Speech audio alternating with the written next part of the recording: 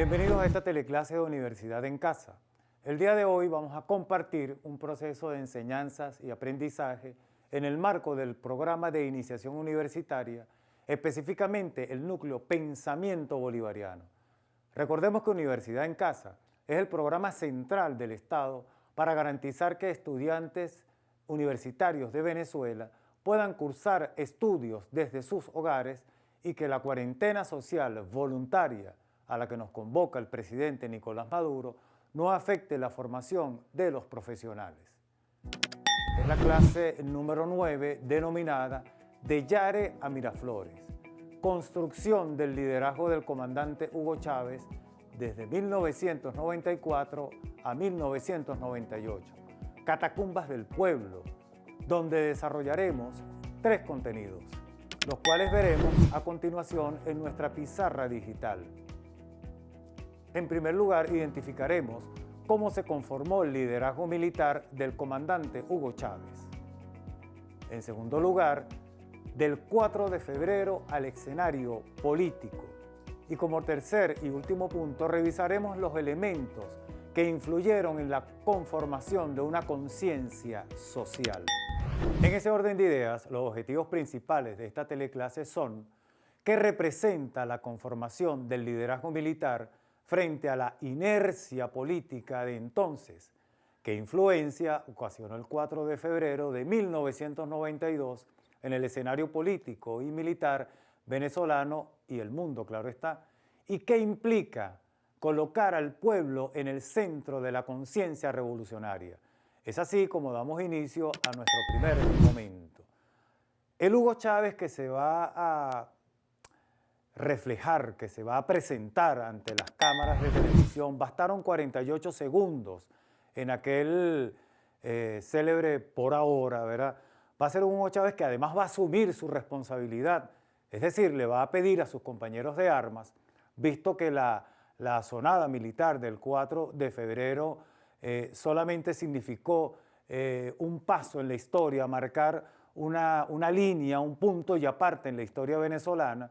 De hecho, no podemos hablar de un antes y un después del 4 de febrero de 1992. Es necesario, es imprescindible hablar del 4 de febrero, digamos, de la Venezuela antes del 4 de febrero y la Venezuela post 4 de febrero. De manera que el presidente Chávez va a asumir, el comandante Chávez va a asumir como nunca en la historia contemporánea nacional, en la historia contemporánea de Venezuela, la responsabilidad de no solamente de dirigir el golpe de Estado, ¿verdad?, sino que además va a llamar a sus compañeros de armas en una acción verdaderamente sin precedentes, una acción hidalga, es una acción de mucha responsabilidad, llamar a sus compañeros de armas y soltarle al mundo aquel célebre Por Ahora. Eso sin lugar a dudas marcó un hito en la conciencia nacional, en la conciencia venezolana. El ver que un militar, en este caso el comandante Hugo Chávez, asumiera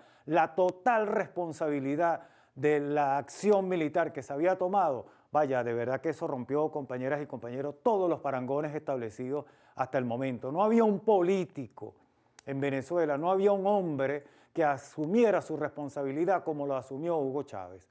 De hecho, la historia lo coloca ante las pantallas de televisión y repito, bastaron 48 segundos para que ese Por Ahora se convirtiera, como lo vamos a desarrollar más adelante, en un para siempre. En consecuencia, la cárcel que le va a tocar vivir al comandante Hugo Chávez, a sus compañeros, 2 años y un poco más, ¿verdad?, casi 2 años y medio de prisión, va a ser, digamos, considerada como la cárcel de la dignidad. ¿Por qué la cárcel de la dignidad? Porque en ese momento Yare se va a convertir en una cárcel venezolana, ¿verdad? Se va a convertir entonces en un referente histórico, en un referente de historia viva. No podemos olvidar para nada las inmensas colas que se hacían, las grandes colas de personas, de vehículos, precisamente para observar, para ir a visitar a aquel hombre que el 4 de febrero del año 92 se había alzado en armas y que le estaba mostrando al país, apenas comenzando el gobierno del entonces presidente Carlos Andrés Pérez, que era posible cambiar y de tener una Venezuela digna, de una Venezuela soñadora, de una Venezuela bolivariana. Muy importante este dato, porque hablar de Bolívar significaba entonces como una suerte de temor. Entonces, esa conciencia bolivariana, esa conciencia del 4 de febrero, sin lugar a duda va a tener una cantidad de adeptos. Si nosotros revisamos la iconografía venezolana, digamos, la hemerografía venezolana, vamos a encontrar fotografías que hasta de niños en los carnavales se llegaron a disfrazar de Hugo Chávez. Es decir, impactó de tal magnitud, impactó de tal manera que reconocer en Chávez un segundo libertador, de verdad que no tenemos ningún parangón, ninguna duda al respecto, porque era la figura de alguien que, repito, no solamente estaba asumiendo la responsabilidad del acto que había hecho, del levantamiento armado que había hecho, sino que de verdad dejó desencajados a los gobernantes de entonces y peor aún, los dejó tan perplejos y tan carentes de conciencia, de piso epistemológico, desde el punto de vista político, social, cultural, hasta cosmogónico, que Chávez entonces pasó a ser el protagonista principal de la escena política nacional. En ese sentido, esa construcción, ¿verdad?, que va a surgir entonces en esa llamada cárcel de la dignidad, por un lado va a ser eso, la cárcel de la dignidad, pero va a convertir en el pueblo venezolano una fecha icónica, el 4 de febrero, porque se le conoce hasta el momento, hasta el sol de hoy, como el Día de la Dignidad, es decir, el Día de la Dignidad Nacional. Esto catapultó al presidente, al entonces comandante Chávez, lo va a catapultar entonces a la esperanza de un pueblo.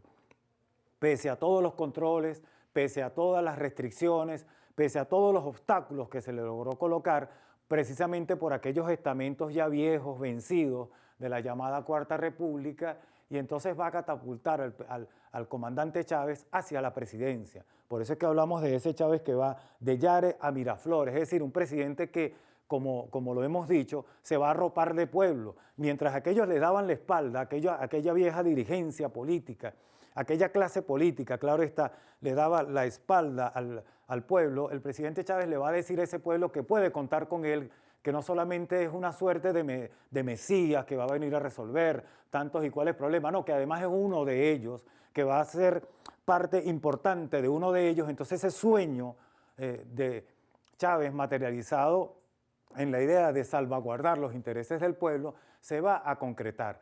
Tan es así que el Palacio de Miraflores, un palacio que estaba distante del pueblo, un pueblo que casi pudiéramos atrevernos a decir, compañeras y compañeros, muy poco llegó a visitar el Palacio de Miraflores, sus instalaciones, su jardinería, incluso dentro del propio palacio. Chávez va a construir y va a mandar a construir en uno de los laterales del palacio un espacio dignificado que lo va a considerar él mismo como el llamado Balcón del Pueblo. Es decir, para tener un contacto directo con el pueblo venezolano, cosa que lo va a entrelazar, va a crear esa suerte de familiaridad.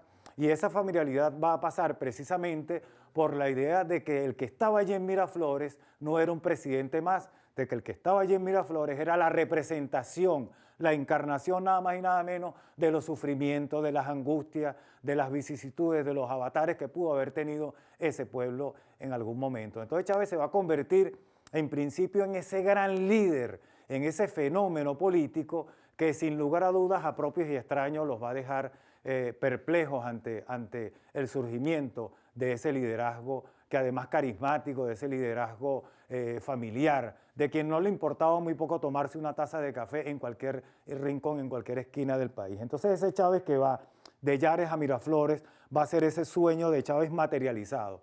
Pero no podemos olvidar, insisto, que ese sueño va a venir de la mano de Simón Bolívar.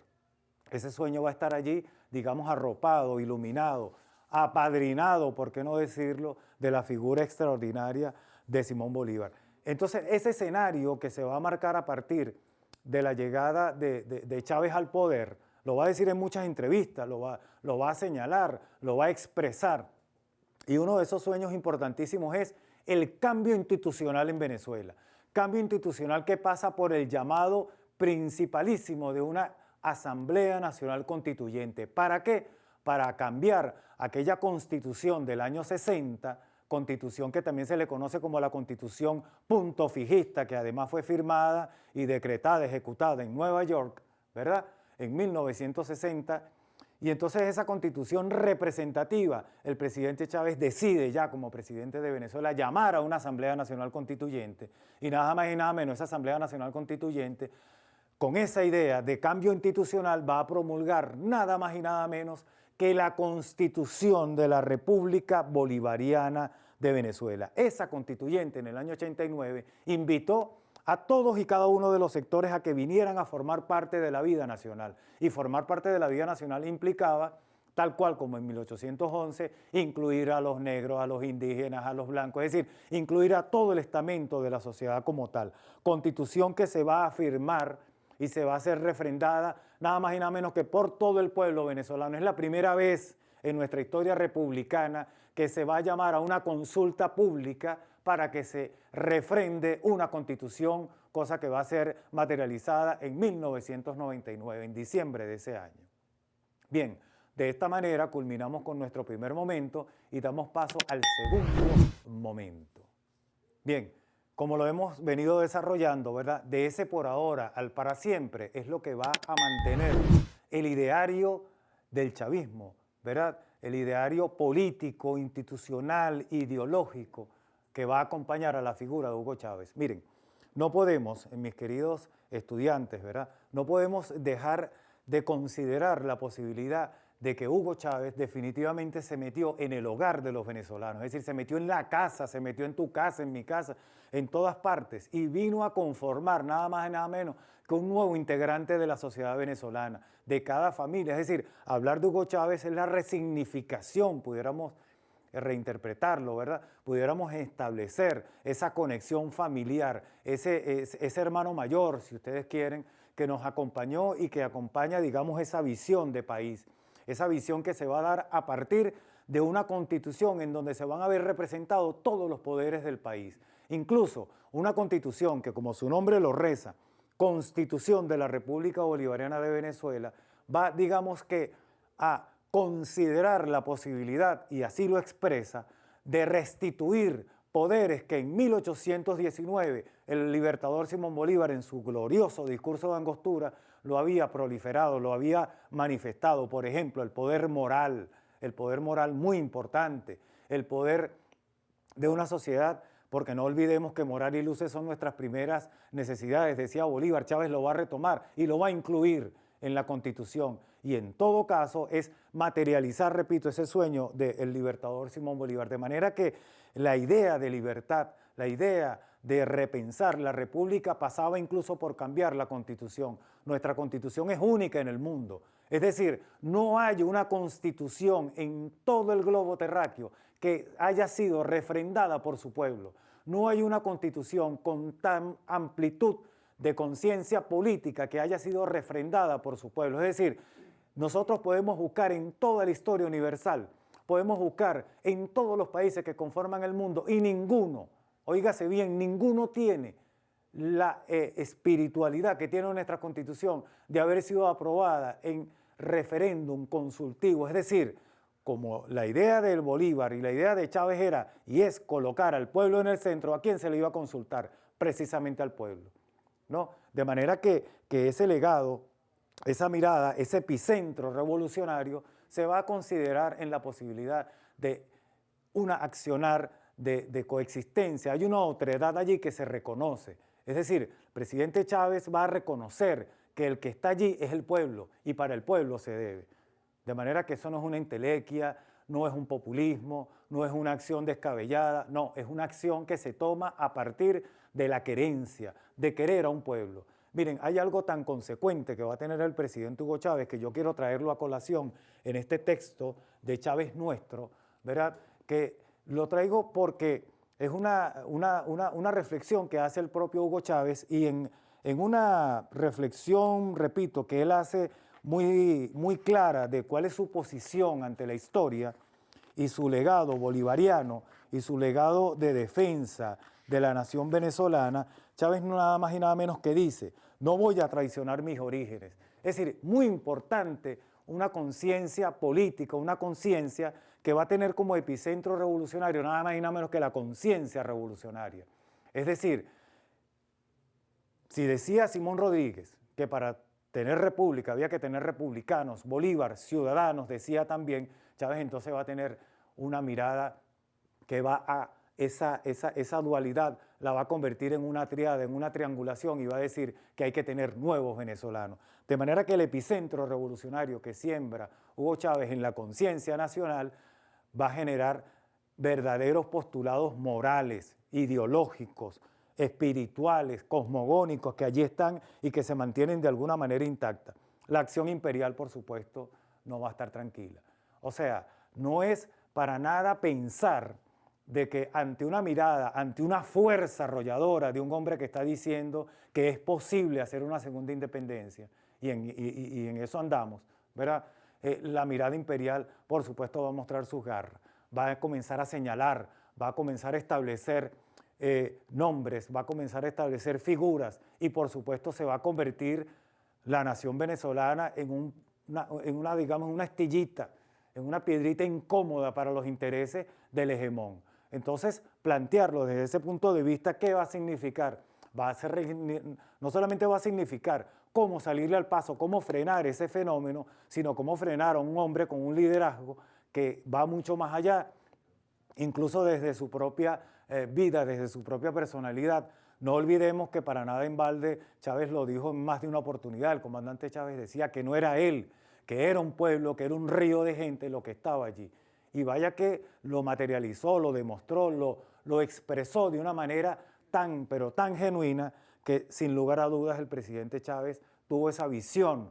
Y no olvidemos cuando su presencia ante un discurso en las Naciones Unidas, Chávez nada más y nada menos compara al imperio. Si Bolívar decía, y lo quedó materializado en aquella carta a Patricio Campbell en 1829, que los Estados Unidos de Norteamérica, ¿verdad?, eran destinados por la providencia a plagar la América de miseria en nombre de la libertad, Chávez de una manera va a parafrasear, ¿verdad?, respetando, por supuesto, el epicentro, la epístola de Bolívar, el pensamiento, la epísteme como tal, y va a decir en aquella célebre conferencia ante la ONU, y va a decir, aquí huele a azufre. Es decir, ¿qué significaba esa frase? ¿Qué significó esa frase? Es la estructura de una nueva mirada política. Es decir, es la mirada de señalar el mismo hilo conductor que en 1810, que en 1811, que en 1830 se materializó. Es decir, ese Chávez visionario, ese Chávez que está mirando y que está observando nada más y nada menos la enseñanza de un personaje como que va a dar luces, ¿no? De manera que reflejar y resemantizar la mirada de Estados Unidos hacia América y puntualmente hacia Venezuela no era cosa fácil. Es decir, mantener vivo la bandera de que no significaba esto enfrentarnos bélicamente, no, pero sí enfrentarnos de una manera ideológica, de replantearse el resurgimiento de la nación venezolana, pasaba por decir a ese imperio norteamericano que aquí hay una nación que tiene cimientos, que tiene historia, que tiene un fundamento epistemológico muy claro, sustentado en las miradas y en las banderas de Miranda, de Rodríguez, de Sucre, de Bello, en fin, de todos los héroes de la independencia, pero que además, ¿verdad?, es sin lugar a duda Hugo Chávez el que retoma y que materializa, expresa, muestra al mundo esos elementos fundamentales del ideario bolivariano. De tal manera que de este modo culminamos con nuestro segundo momento y de igual manera pasamos al tercer y último momento. De representativo a protagónico, ¿qué tiene esto que ver? Habíamos conversado en el segmento anterior, en la clase anterior, en el segundo momento, sobre lo que significa, ¿verdad?, la democracia representativa. ¿Qué fue la democracia representativa? Una democracia que, como su nombre lo indica, una constitución que, como su nombre lo indica, solamente se encargó de representar al pueblo venezolano, un pueblo que no tenía participación social, un pueblo que no tenía acción social, un pueblo que con su comité, por decirlo de alguna manera, de representantes, respondía, entre comillas, a los intereses de ese pueblo. De manera que esa constitución llamada punto fijista, que dicho sea de paso, fue redactada, constituida en un cuarto, ¿verdad?, en Nueva York, se le llama incluso la constitución del pacto de punto fijo, es decir, fue una cúpula, los tres principales partidos de entonces, de esa llamada Cuarta República, Acción Democrática, URD, Unión Republicana Democrática en consecuencia, y COPEI, los tres líderes de esos movimientos o de esos líderes políticos firmaron esa constitución. Ahora, no hubo consulta al pueblo, no hubo una participación en donde se llamara al pueblo a ver qué pensaba de esa constitución, si verdaderamente lo representaba, asumiendo que es representativa, pero eso murió allí. Es decir, la constitución que va a fenecer en 1999 es solo eso, es una constitución representativa, para nada protagónica. Protagónica va a ser, a partir de 1999, la constitución de la República Bolivariana de Venezuela. Por tanto, de representativo a protagónico, es decir, Chávez le va a entregar las llaves, le va a entregar la bandera y las banderas de igualdad, de sociedad, de cultura, de política, desde todo punto de vista de educación, es muy importante, al pueblo venezolano. Le va a decir además que este pueblo es dueño de su propio destino, a diferencia de la democracia representativa, que no más el pueblo tenía una suerte de protagonismo, entre comillas, cada 5 años cuando iba a ejercer el sufragio, ¿no? Y vaya qué tipo de sufragio. De manera que los políticos de entonces, por eso se enquilosaron, se atomizaron, se atornillaron en el poder y pretendieron, digamos que con una constitución de poca participación, que además ni se conocía, podemos establecer, cómo no, y me permito, compañeras y compañeros, establecer un paralelismo en lo que significa la democracia representativa y lo que significa la democracia protagónica, participativa protagónica, en donde el individuo forma parte de su propio cambio, de su propia identidad, de su propio quehacer diario. De manera que Chávez le da, repito, esa figura que va de lo representativo a lo protagónico, una cosa extraordinaria, porque que el pueblo se siente identificado con su quehacer diario es una cosa verdaderamente sin precedentes. Y entonces esa constitución, al ser representativa y protagónica, de la mano del presidente Hugo Chávez va a crear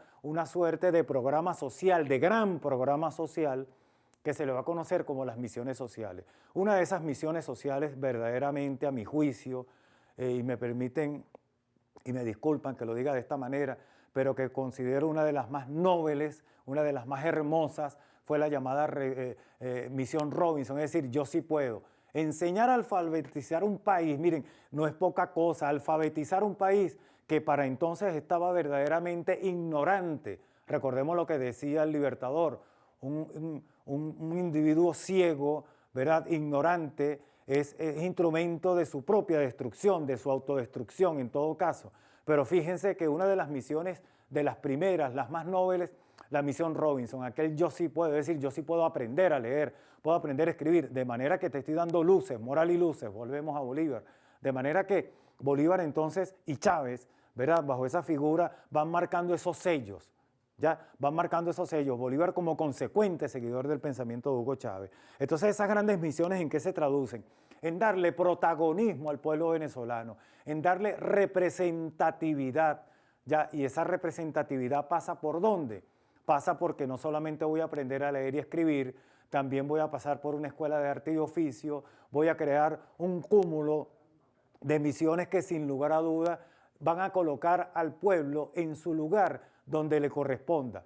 Cada misión que surgía y cada misión que surge y cada misión que estaba en la mente, en la idea, en el ideario de Hugo Chávez, ¿qué va a significar? Va a significar sin lugar a dudas el protagonismo del pueblo, el protagonismo. Es decir, ya no son aquellas llamadas cooperativas, ¿no?, en donde por supuesto eran 2 o 3 los que opinaban, no, en una misión que se integra, que se forma, que se consolida, todos van a tener participación. Y por supuesto, esa creación de misiones van a recorrer todo lo ancho y largo del país. Es repensar una política social, es hacer una constitución no letra muerta, es hacer una constitución viva, es hacer una constitución que cada día se manipule, se entienda, cuando expreso el concepto de manipule, que se lea, que se revise. Es decir, es una constitución que el pueblo venezolano se apropia de ella. No, entonces ese protagonismo esencial, fundamental, que se va a materializar a través de las misiones, es una política de Estado. Es una política de Estado que, repito, comenzó con la misión Robinson, pero después vinieron sociales, esas grandes misiones sociales. Hay una también muy emblemática, la misión. Voy a solamente a citar algunas para que tengamos idea de hacia dónde apuntar, hacia dónde es el norte, hacia dónde va, digamos, la mirada, la ruta gloriosa de las misiones. La misión José Gregorio Hernández, una que atiende a las personas con discapacidad, ¿verdad? Fíjense que la Constitución, tan amplia y tan representativa que es, que tiene una ley, ¿verdad? Tiene un articulado que establece el apoyo a todos y cada uno de los sectores. Hay una misión vivienda, ¿ya? Hay una misión alimentación, es decir, responde. ¿Y quiénes capitalizan y quiénes materializan, quiénes impulsan esas misiones? El pueblo. Entonces no tenemos ninguna, digamos, duda, ninguna manera de decirlo de forma solapada de que el pueblo no es protagónico. No, el pueblo es protagónico. Y a diferencia de aquella democracia representativa, el pueblo tiene un antes y un después.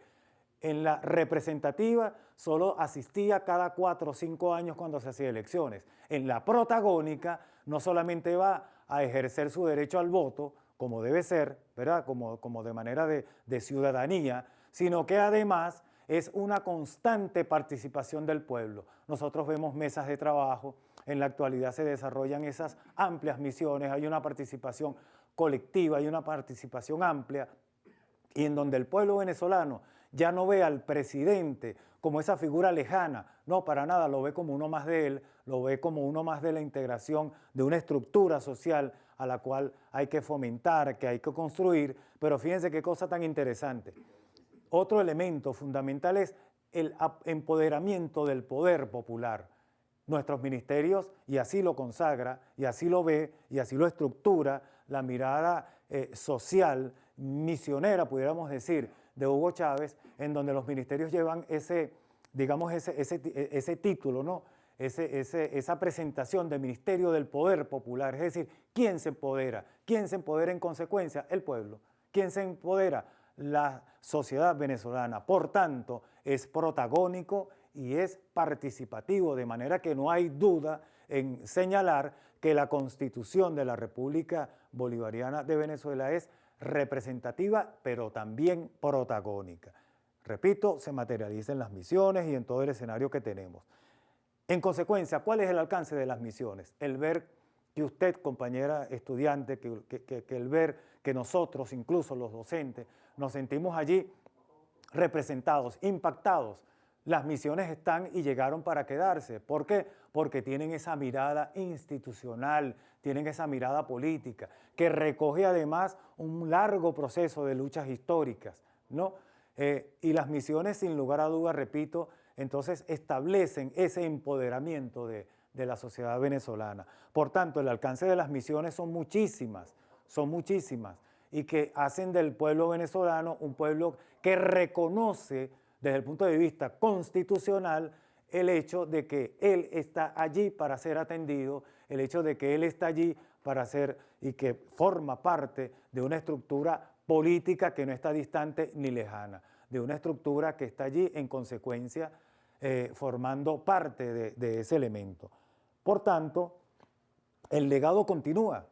No podemos llegar a decir, no podemos dejar de señalar que el legado dejado por el libertador Simón Bolívar continúa en la conciencia de Hugo Chávez, en la memoria de Hugo Chávez, y por supuesto Chávez supo, como buen comunicador, como buen pedagogo, como buen arquitecto de sueños contemporáneos de la presencia bolivariana, de estructurar entonces esa figura, esa imagen. Por tanto, no tenemos ningún prurito en decir que el legado continúa, es decir, la conciencia bolivariana hoy está más viva que nunca.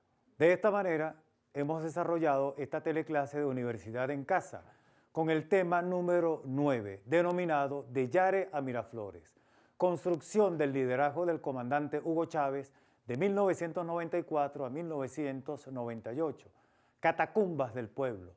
Es buen momento para que vayamos a nuestra lista de cotejos para identificar los contenidos aprendidos durante la teleclase de hoy. Hoy aprendimos a reconocer cómo se conformó el liderazgo militar del comandante Hugo Chávez. Aprendimos a identificar las implicaciones ideológicas del 4 de febrero de 1992 en el escenario político venezolano. Y también aprendimos sobre la conformación de una conciencia social. En nombre de todo el equipo Universidad en Casa, ha sido un placer compartir la teleclase de hoy con todas y todos ustedes, estudiantes universitarios que están allí en sus hogares. Recuerden que deben comunicarse con sus profesores o tutores en su universidad, con el objetivo de recibir las actividades de evaluación correspondientes y profundizar en los temas abordados el día de hoy. No olviden seguirnos por nuestros canales de Telegram y YouTube, Universidad en Casa. Hasta una próxima clase.